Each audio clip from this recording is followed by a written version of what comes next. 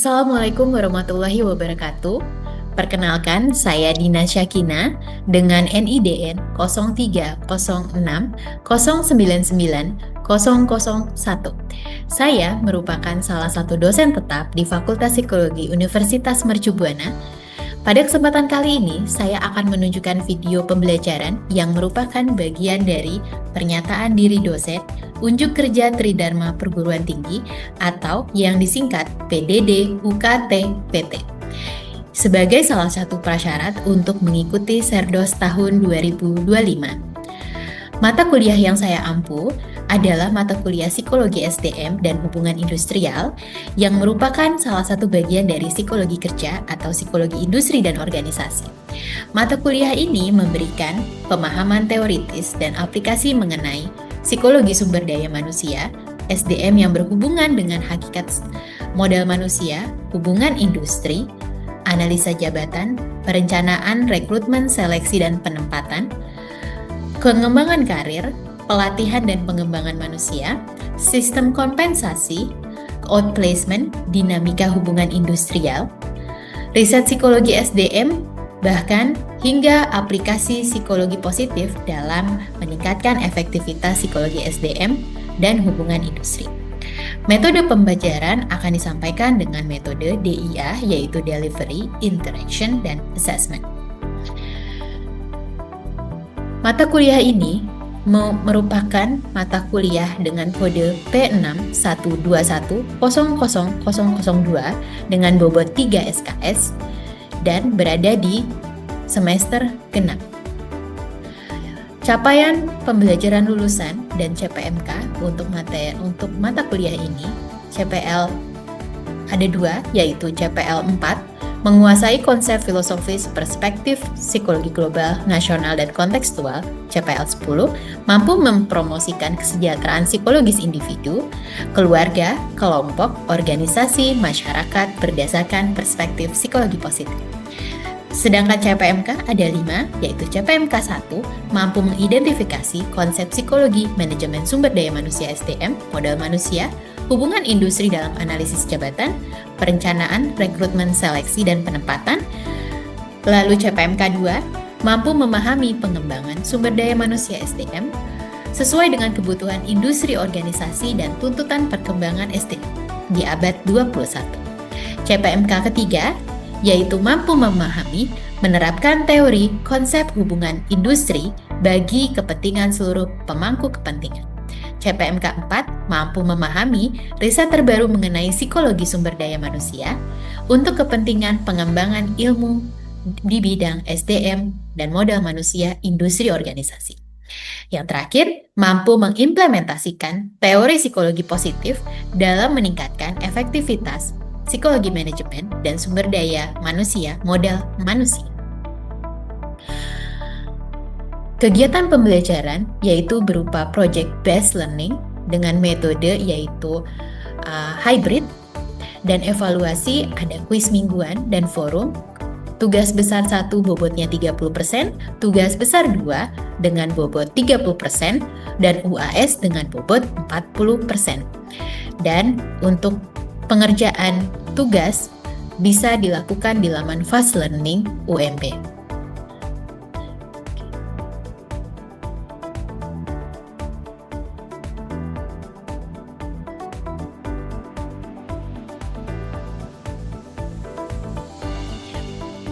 Berikut adalah video rekaman pembelajaran saya.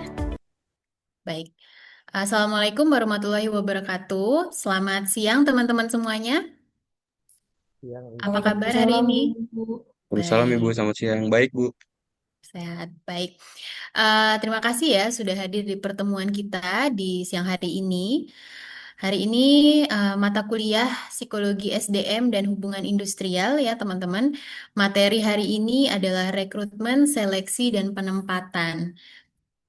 Nah, di sini saya akan menjelaskan tentang deskripsi mata kuliah kita, yaitu Psikologi SDM dan Hubungan Industri dengan kode mata kuliah P6121000002, bobotnya 3 SKS.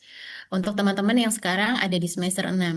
Jadi, mata kuliah ini memberikan pemahaman teoritis dan aplikasi mengenai psikologi sumber daya manusia atau SDM yang berhubungan dengan hakikat sumber daya manusia atau modal manusia, hubungan industri, analisa jabatan, perencanaan, rekrutmen, seleksi, dan penempatan, penilaian kinerja, pengembangan karir, pelatihan dan pengembangan, sistem kompensasi, outplacement, dinamika hubungan industrial, riset psikologi SDM, hingga aplikasi psikologi positif untuk meningkatkan efektivitas psikologi SDM dan hubungan industrial.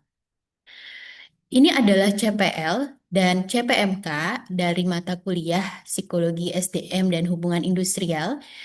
Teman-teman diharapkan adalah menguasai konsep filosofis dan perspektif psikologi global, nasional, dan kontekstual. Lalu juga ada mampu mempromosikan kesejahteraan psikologis individu, baik keluarga, kelompok, organisasi, masyarakat berdasarkan perspektif psikologi positif. CPMK dari mata kuliah ini adalah CPMK-nya ada 5. Yang pertama adalah mampu mengidentifikasi konsep psikologi dan manajemen sumber daya manusia atau modal manusia dan hubungan industri dalam analisa jabatan, perencanaan rekrutmen, seleksi, penempatan sumber daya manusia atau modal manusia. CPMK 2 mampu memahami pengembangan sumber daya manusia, modal manusia, sesuai dengan kebutuhan industri organisasi serta tuntutan perkembangan SDM di abad 21. CPMK 3 yaitu mampu memahami dan menerapkan teori dan konsep hubungan industri bagi kepentingan seluruh pemangku kepentingan. CPMK 4 mampu memahami riset terbaru mengenai psikologi, sumber daya manusia SDM untuk kepentingan pengembangan keilmuan di bidang SDM atau modal manusia di industri organisasi. CPMK 5 mampu mengimplementasikan teori psikologi positif dalam meningkatkan efektivitas psikologi manajemen sumber daya manusia atau modal manusia. Ini adalah sub CPMK-nya, jadi ada 15 teman-teman. Ini ada submateri untuk hari ini. Jadi materi pembelajarannya adalah rekrutmen, seleksi, dan penempatan. Tujuan materi hari ini adalah teman-teman diharapkan memahami proses seleksi, rekrutmen, dan penempatan yang mencakup hakikat RSP, urgensi RSP, prosesnya, atribut kepribadian utama yang penting, strategi, metode, dan isu masa depan dan tantangannya. Cakupan pembahasan yang pertama adalah hakikat atau urgensi, lalu ada atribut kepribadian utama yang penting dalam proses RSP, lalu ada strategi dan metode apa saja dalam melakukan rekrutmen, seleksi, dan penempatan. Dan yang terakhir adalah isu masa depan dan tantangan dalam rekrutmen, seleksi, dan penempatan. Kegiatan evaluasi pada mata kuliah ini adalah project based learning. Jadi teman-teman, mata kuliah ini akan berpusat kepada teman-teman, lalu akan ada project based learning. Jadi memang pusatnya adalah di mahasiswa. Metodenya hybrid ya teman-teman, ada tatap muka dan tatap maya. Evaluasinya masih sama menggunakan kuis mingguan dan forum. Ada tugas besar 2. Ada tugas besar 1 dan 2 maksud saya, lalu ada UAS. Dan untuk pengumpulan tugas dan lain-lain, teman-teman bisa mengakses laman Fast Learning yang sudah tersedia di SIA-nya teman-teman masing-masing. Ini adalah RPS. Teman-teman bisa mengakses RPS ini ya di laman SIA, lalu juga bisa mengklik di PPT ini langsung. Jadi teman-teman bisa membaca ulang RPS-nya seperti apa. Ini adalah referensi yang akan kita gunakan cukup banyak, tapi ada referensi utama yang memang menjadi panduan dalam kita belajar mata kuliah psikologi SDM dan hubungan industrial, lalu ada juga pendukungnya. Jadi saya juga berharap teman-teman bisa membaca pustaka utama yang sudah disediakan di dalam laman referensi ini. Oke, kita langsung mulai kepada materi. Yang pertama adalah tentang hakikat rekrutmen, seleksi, dan penempatan. Sebelum saya masuk ke materi nih, saya juga mau tanya lagi ke teman-teman. Ada nggak yang mau sharing apa yang sudah diketahui sebenarnya definisi dari rekrutmen, seleksi, dan penempatan itu apa? Mungkin satu orang dari kelas ini ada yang mau open mic, silahkan. Ada? Saya Ibu. Oke, silahkan. Jadi dalam rekrutmen ini merupakan proses awal dalam manajemen sumber daya manusia yang bertujuan menarik sebanyak mungkin kandidat potensial yang memenuhi syarat untuk mengisi posisi tertentu di organisasi. Kemudian untuk seleksi adalah proses penyaringan dan evaluasi terhadap kandidat dari hasil rekrutmen untuk mengidentifikasi siapa saja yang paling memenuhi syarat berdasarkan kepribadian nilai eh, dan itu. Oke. Kalau penempatan, Eh, Maaf Ibu, ya. maaf Ibu. eh, Kalau penempatan, ada yang tahu? Yang lain? Ya. Kalau penempatan itu kan kita menempatkan orang yang sudah kita rekrut dan sudah kita seleksi ya di tempat yang memang seharusnya pas dia di sana setelah melalui proses rekrutmen dan seleksi. Oke, terima kasih ya Mbak.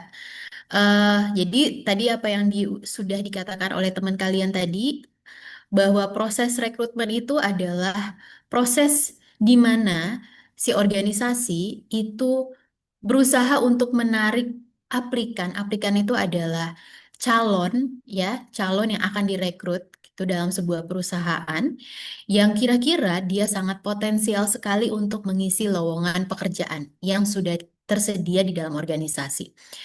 Rekrutmen dan seleksi itu adalah dua hal yang berbeda, teman-teman. Jadi kalau misalkan ada yang bilang rekrutmen dan seleksi itu sama, itu kurang tepat.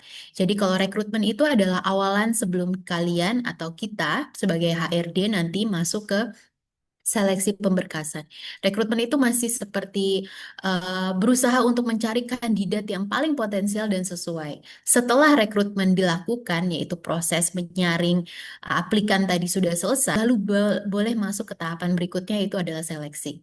Nah, proses seleksi ini adalah proses menyaring kandidat berdasarkan kualifikasi yang sesuai. Kalau tadi ada, misalnya kalau rekrutmen itu kan ada kayak kriteria-kriteria tertentu ya, ada IPK tertentu atau mungkin lulusan jurusan apa. Nah, setelah itu semua selesai baru masuk ke seleksi. Di seleksi ini juga akan melalui beberapa tahapan seperti ada tes wawancara mungkin, ada juga tes psikologi ya.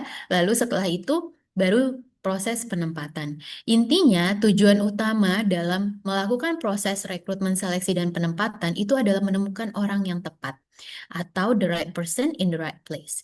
Kenapa penting? Kenapa? Karena dalam melakukan proses rekrutmen dan seleksi, organisasi itu butuh pembaharuan, baik ide, inovasi, atau perilaku-perilaku kerja yang bisa membuat organisasi menjadi lebih efektif. Jadi, proses rekrutmen dan seleksi itu memang diperlukan juga untuk efektivitas organisasi dan juga mengurangi turnover yang ada. Nah, ini adalah proses RSP. Mungkin minggu lalu teman-teman sudah saya ajarkan ya bagaimana melakukan analisis jabatan dan analisis jabatan itu gunanya seperti apa. Nah, analisis jabatan juga diperlukan dalam proses rekrutmen dan seleksi. Setelah kita selesai melakukan proses analisis jabatan, kita akan masuk ke dalam proses rekrutmen. Rekrutmen juga ada dua, yaitu internal dan eksternal. Nanti akan saya jelaskan di slide berikutnya. Untuk seleksi juga sama, ada tes psikologis, wawancara, ada assessment center, dan setelah selesai melakukan proses seleksi, ia masuk ke proses penempatan, yaitu menduduki jabatan yang sesuai dengan kualifikasinya. Ini adalah strategi dan metode dari rekrutmen, seleksi, dan penempatan. Rekrutmen itu ada dua, metodenya ada dua. Yang pertama adalah rekrutmen secara internal dan rekrutmen secara eksternal.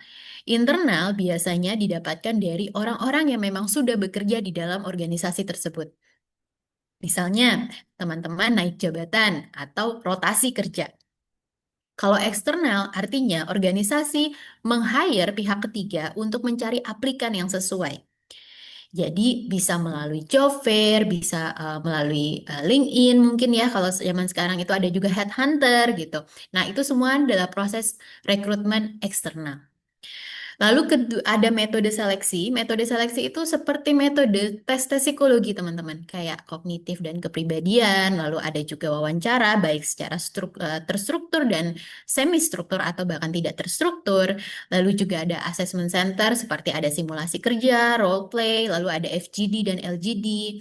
Lalu juga pasti dalam metode seleksi, biasanya HRD itu akan melakukan reference check atau background check. Jadi teman-teman yang misalnya pindah kerja nih akan diminta untuk menyerahkan referensi atau nama atau kontak orang yang bisa dihubungi untuk mengecek apakah benar-benar orang tersebut memiliki kompetensi apa yang sudah dituliskan di CV. Gitu ya teman-teman ya. Nah, yang terakhir ada penempatan. Jadi tadi sudah dicek seleksi seperti apa, sudah pas gitu ya, baru dia ditempatkan di tempat yang sesuai dengan kualifikasinya. Nah, ada satu atribut yang memang cukup signifikan sekali dalam proses rekrutmen, seleksi, dan penempatan nih. Salah satunya adalah dengan melihat kepribadian si aplikan. Ada yang tahu nggak, kenapa sih kita tuh harus melihat kepribadian aplikan atau orang yang akan kita rekrut dalam sebuah organisasi ketika kita merekrut, ada melakukan seleksi? Ada yang mau coba jawab? Ibu saya izin jawab boleh? Boleh, boleh, silakan. Ya, Mbak. Oke, jadi kepribadian sendiri itu kan pola pikir, perasaan, dan perilaku yang konsisten ya Bu dalam diri seseorang. Nah, itu tuh sangat Mhm. menentukan cara seseorang bekerja.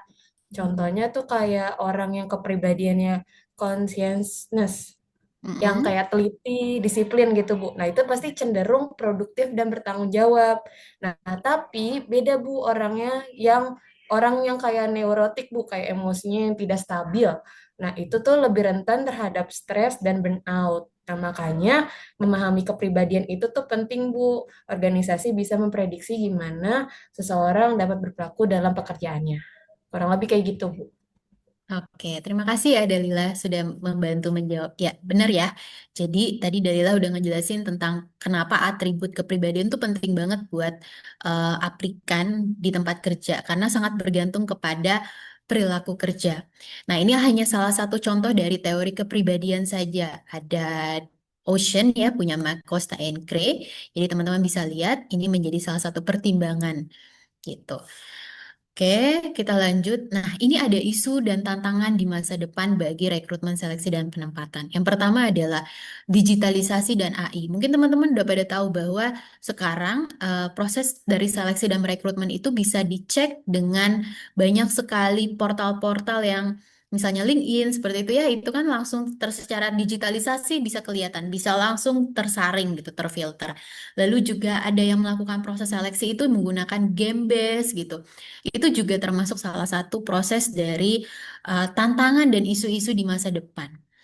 Ada juga employer branding gitu ya, lalu ada gig ekonomi di mana misalnya lebih banyak eh, orang yang bekerja secara kontrak dan jangka pendek gitu. Lalu ada keberagaman dan inklusi, misalnya apakah eh, teman-teman kita yang memang disabilitas itu memiliki porsi yang sama nggak sih di tempat kerja, itu juga masih menjadi isu dan tantangan. Yang terakhir adalah privasi dan etika. Bagaimana penggunaan tes psikologi gitu ya, itu juga menjadi salah satu isu dan tantangan di masa depan. Nah, ini ada quiz yang bisa kita lakukan ya. Jadi saya minta teman-teman untuk membuat sebuah paragraf argumentasi berdasarkan dari video TikTok ini yang saya dapatkan. Saya akan coba nyalain dulu. Hmm, oke, saya akan coba.